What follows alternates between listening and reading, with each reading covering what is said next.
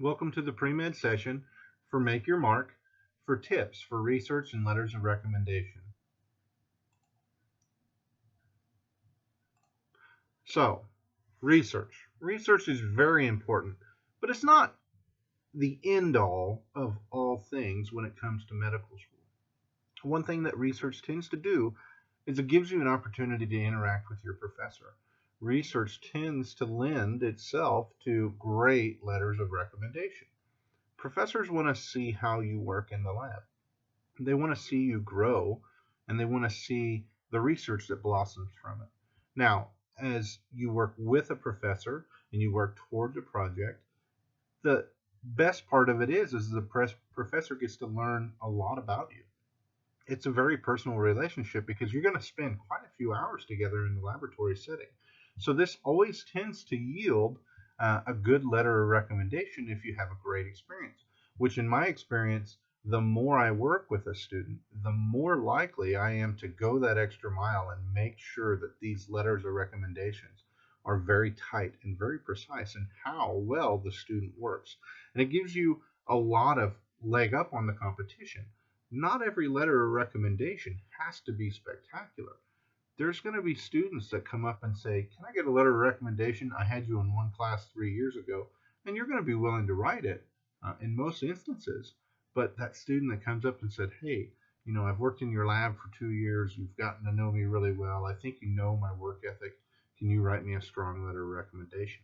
And that's where you benefit most from this. So, how do you find this research? Where do you find somewhere to go to do this? The best thing is talk to your professors. The professors are doing research on campus. It may not be exactly what you want to go into, but research itself lends itself that it's going to give you experience of dedication, something that is unknown. You get to move forward.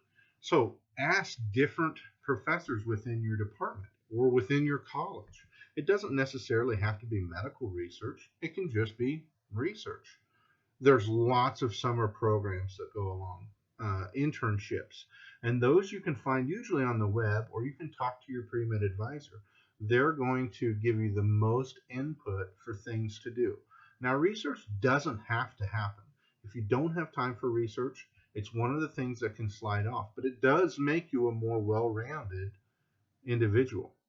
You don't have to stay at your college. You can go overseas. You can go to a national lab. There are students at Fort Hays that go to Idaho National Labs, and they go do a research experiment over the summer, and they come back and they not only have garnered a great letter of recommendation, but experience that shows that, hey, I was dedicated in the summer when I could be out at the beach. I am learning and I am growing myself as an applicant to medical school. Other folks, they may not get in to medical school and they think, well, I've graduated. What am I going to do with my time? Do research.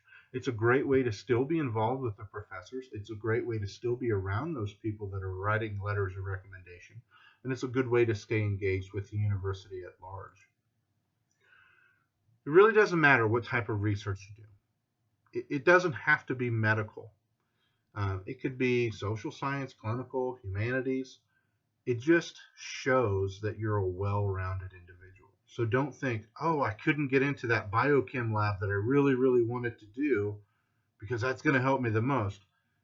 It's helpful, but it's not the end all.